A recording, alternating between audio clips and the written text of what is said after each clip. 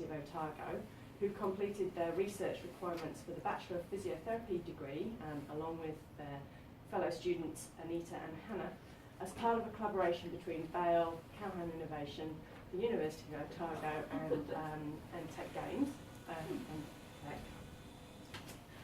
looking at the virtual reality project.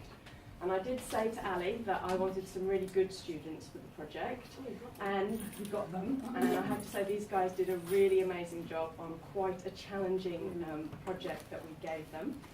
And they're going to speak to you today about that project and their findings.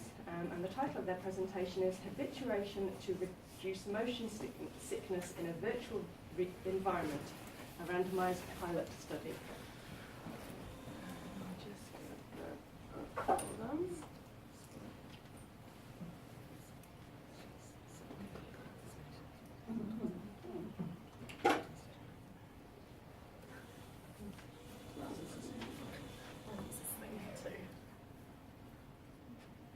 Cool.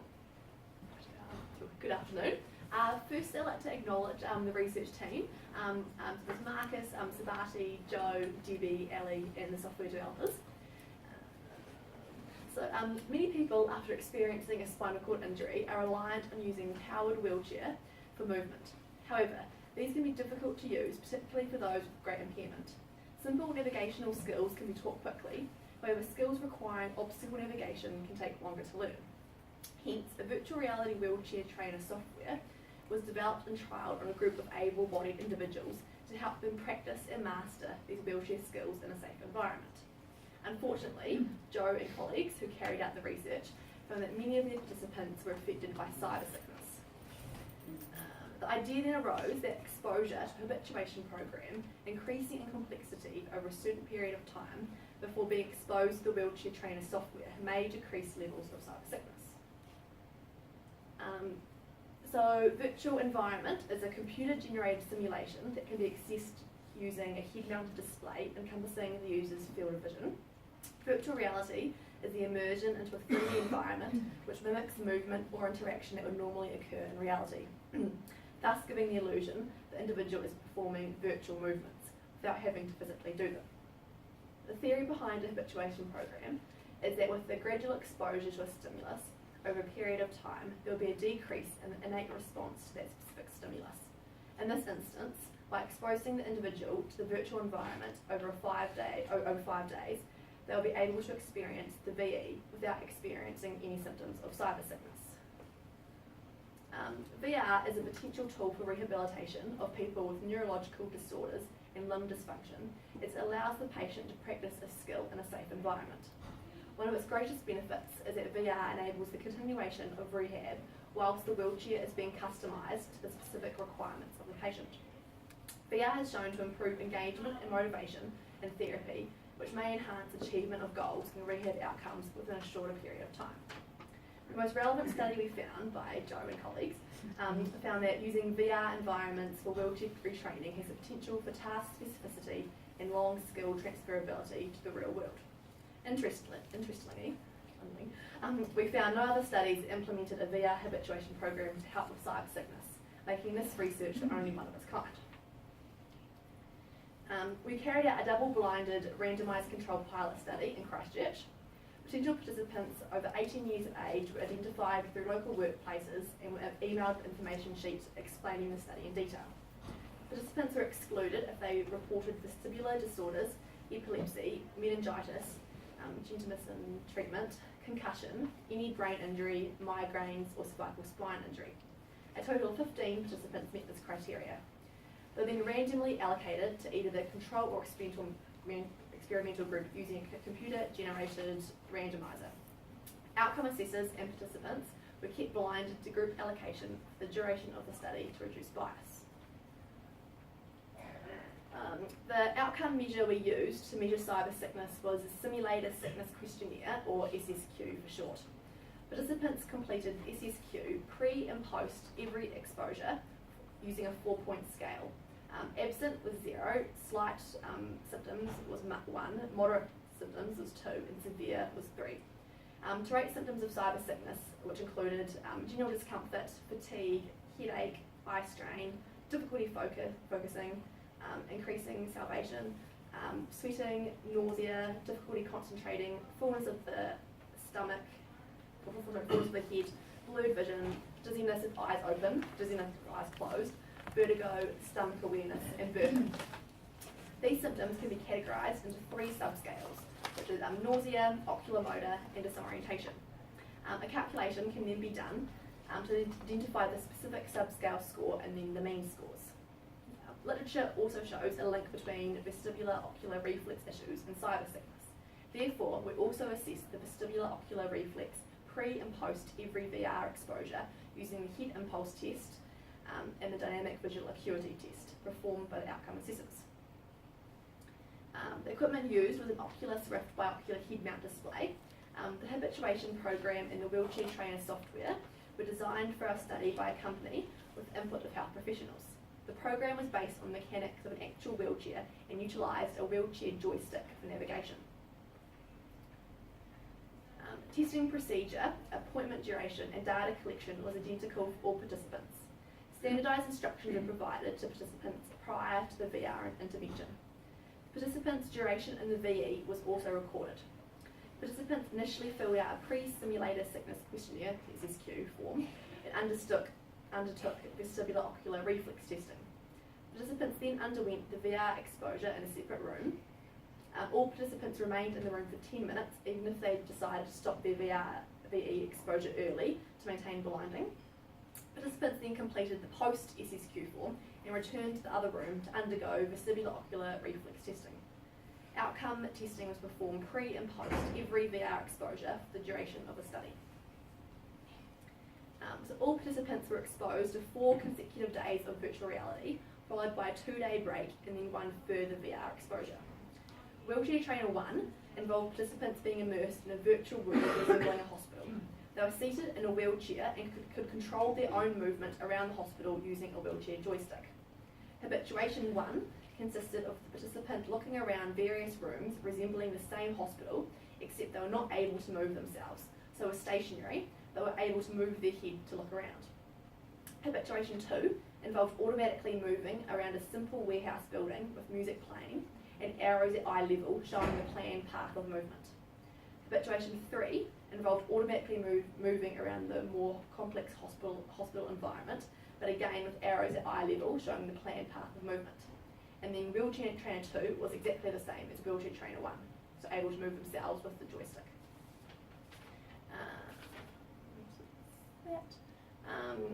Data was first analysed descriptively, and then the nausea and oculomotor subscale scores were then calculated for each participant, and data was analysed within group and between group.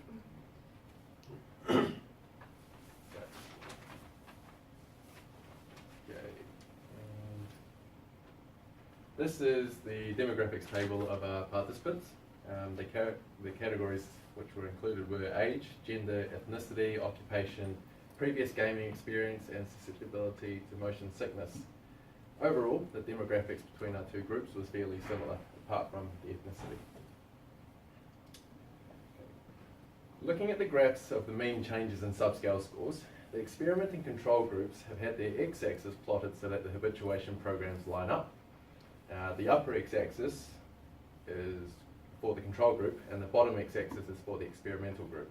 The orange line represents the control group, and the blue line represents the experimental group. The first graph shows the mean change of nausea subscale scores. The biggest change was seen on Wheelchair Trainer 1, and this was when individuals were given the exposure to the wheelchair without any prior habituation.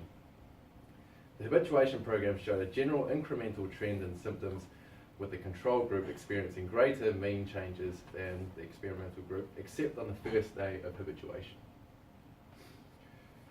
The control group Wheelchair Trainer 2 and experimental group Wheelchair Trainer 1 showed smaller mean changes in nausea subscale scores than control group Wheelchair Trainer 1. So it's these 2 smaller than that one. And the experiment group then showed a further decrease on Wheelchair Trainer 2. The oculomotor subscale scores were then processed in the same manner. In the control group, we see the mean change in oculomotor subscale score initially decreased from Wheelchair Trainer 1 to Habituation 1, Then we see a gradual increase in change until wheelchair trainer 2. The experiment group showed a different pattern, with the mean change decreasing from habituation 1 to habituation 2, then increasing until habituation 1 when the value drops to wheelchair trainer 2. Interestingly, there was no difference between habituation 1 and wheelchair trainer 2 in the experimental group. We have two ways of interpreting this, and we're not entirely sure which interpretation is the most correct, and we welcome your opinion. One way to look at this is that the habituation program made no difference to the oculomotor symptoms, as the two values are the same.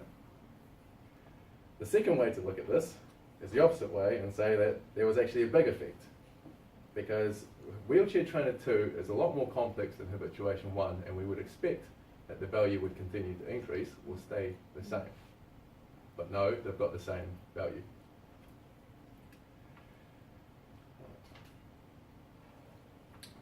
The next graph shows the within group results, comparing the nausea subscale score of the control group, wheelchair trainer 1 and 2. So before the 2, they had the habituation in between. Wheelchair trainer 1 was, the blue dot represents the wheelchair trainer 1 and the orange dot represents the wheelchair trainer 2. The maximum attainable score of the nausea subscale score was 201.18, while the minimum is 0.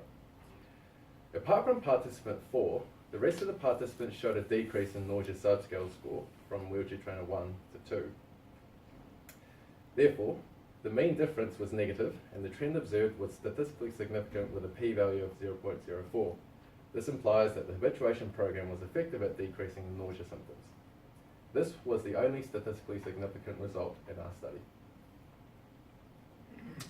The within group result comparing the oculomotor subscale scores of the control group wheelchair trainer 1 to 2 was also completed. Out of the 5 participants, only 1 participant showed a decrease in oculomotor subscale score, while 1 showed no change and 3 showed an increase. However, because the 1 participant showed such a great decrease,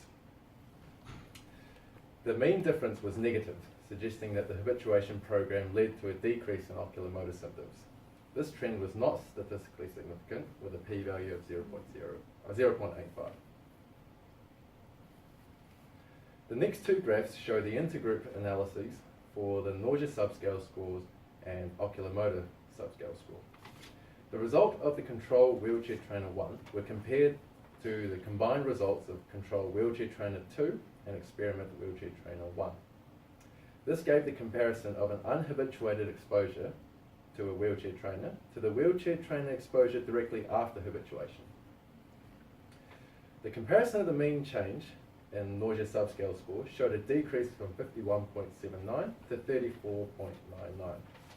This suggests that the habituation program led to a decrease in nausea subscale score, but as the result was not statistically significant, the trend observed would be possible to change with a larger sample size. The comparison of the mean oculomotor subscale score showed an increase from 20.57 to 21.48.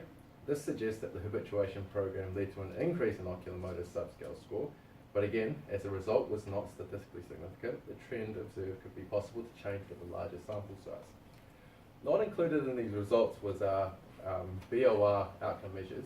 Now, we did do them, and we had a couple positive results, but they didn't link up with our oculomotor subscale score at all, so we haven't included them.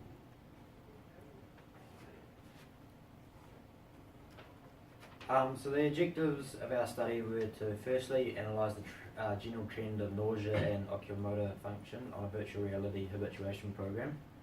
Secondly, within group analysis. And thirdly, compare nausea and oculomotor function between the control group and a combination of the control group and experimental groups.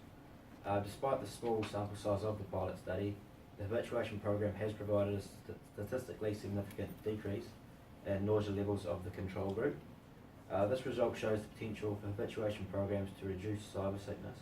With regards to our secondary investigation, there was insufficient evidence to support a detectable relationship between VR exposure and oculomotor function, hence the need for further research in this area. We've found no previous literature involving habituation programs with gradually increasing complexity. Therefore, these results we've found may be beneficial towards the future of habituation programs and provide direction for further research. A notable limitation in the trial was the small sample size of 12 participants. The results therefore need to be interpreted with caution in terms of generalisability due to the small sample size. The small sample size also categorised our study to be one of low power, limiting the overall significance of our results. Additionally, a study has found a relationship between gaming experience and immersive VR learning.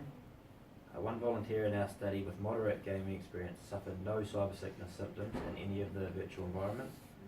However, further studies will need to be conducted for validation of this. Some of the participants experienced symptoms such as nausea and headaches following their first VR exposure. This possibly resulted in the expectation of these uncomfortable symptoms for the duration of the study. This preconceived expectation has potential to cause participants to physically experience these symptoms based on the nocebo hypothesis. The nocebo hypothesis states that individuals who expect to feel sick in association with an experience can actually cause sickness to occur. Pre-simulator sickness questionnaire results can help identify if this phenomenon occurred. For instance, one participant had no pre-SSQ symptoms on first exposure, but subsequent pre-SSQ results showed symptoms experienced before entering the virtual environment, hence the potential for this effect. A key limitation in our study is the quality of the program we used.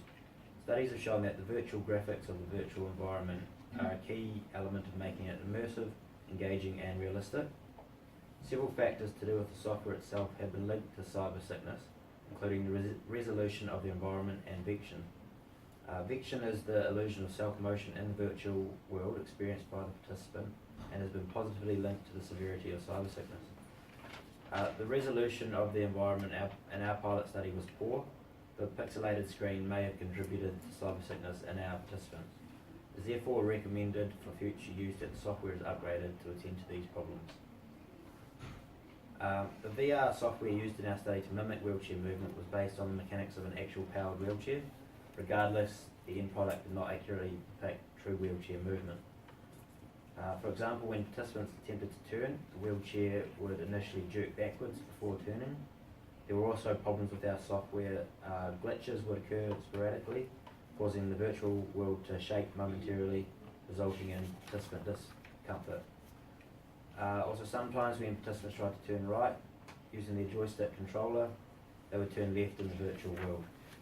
These problems with the software are limitations as they reduce the reality within the virtual world and potentially heighten feelings of nausea. Initially, it was planned to have participants complete a second post-simulator sickness questionnaire 4 hours after immersion in the VR to detect any residual symptoms.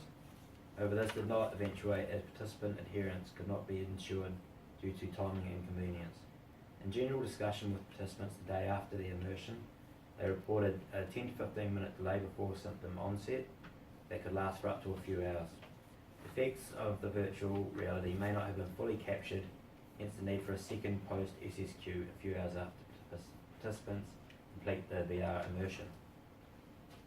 So in summary, analysis of the results support the potential that a virtual reality habituation program may be beneficial at helping people with spinal cord injury experiencing nausea. Hence more research with a larger sample size is required to clarify this. Additionally, advanced software is required to ensure submersion in the virtual environment is as realistic as possible to decrease feelings of discomfort. And with updated technology, it is hoped that the program can better mimic a realistic environment with realistic wheelchair manoeuvrability to make the virtual experience more transferable to real life. And we welcome any questions. What did you tell the participants before they kind of did the virtual reality about any potential symptoms they might have? Did you warn them that they might experience some of those things? We didn't want to say that because then they might get a preconceived idea that they're going to experience these symptoms. So we sort of just mentioned if you feel discomfort at all, most of them can take off the headset or stop. We didn't sort of give them any, didn't say nausea or anything like that because we didn't want to expect to feel that way. You started off with 15 subjects, And you ended up with 12, what happened to the other 3? So was it 1 or 2? The Two pulled out Two pulled because out. of the nausea. Yeah, they had to one had to leave work early later on that day because he was feeling really gross. Yeah. And someone didn't make the. Yeah, right Someone here. had a Yeah. positive, Yeah, head impulse test on before we. yeah, severe ocular tics, so which was split the.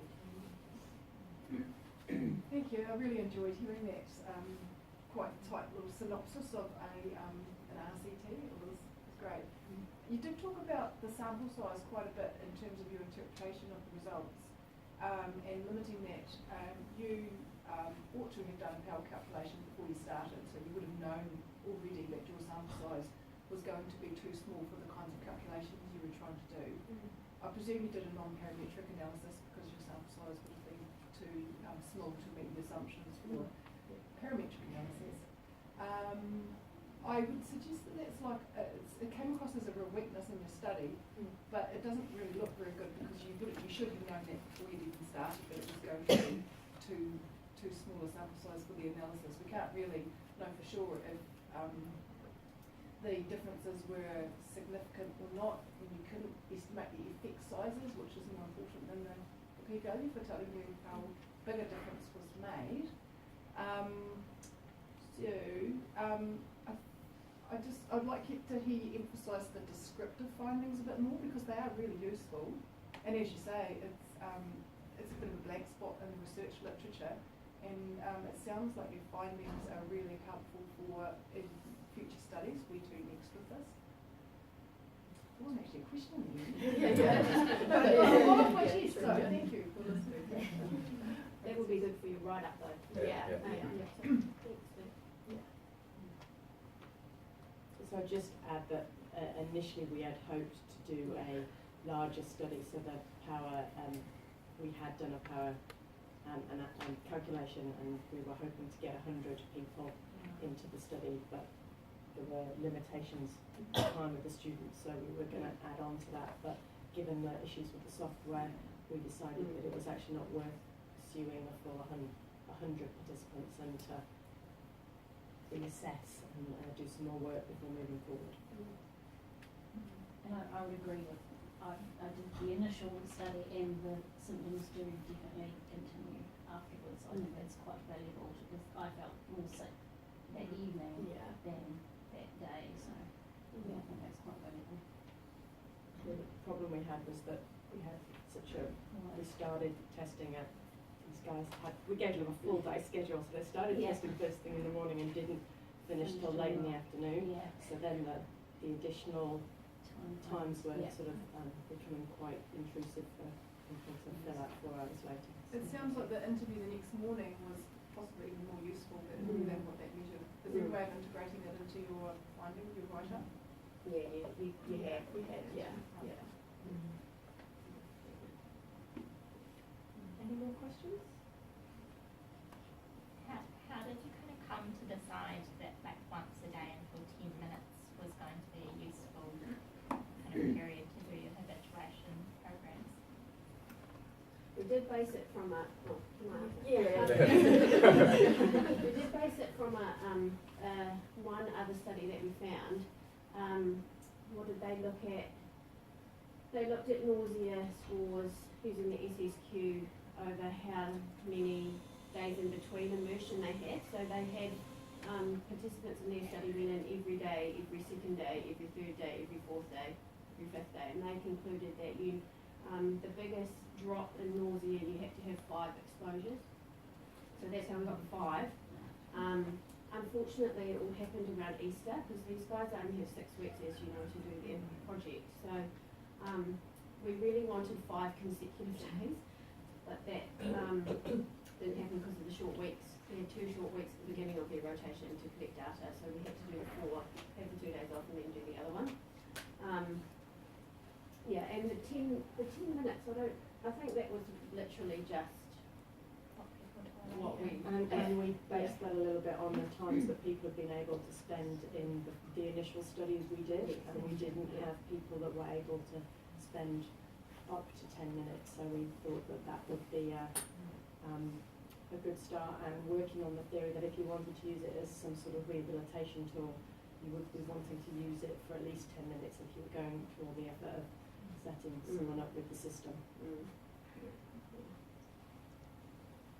Great. Well, thank you very much, guys.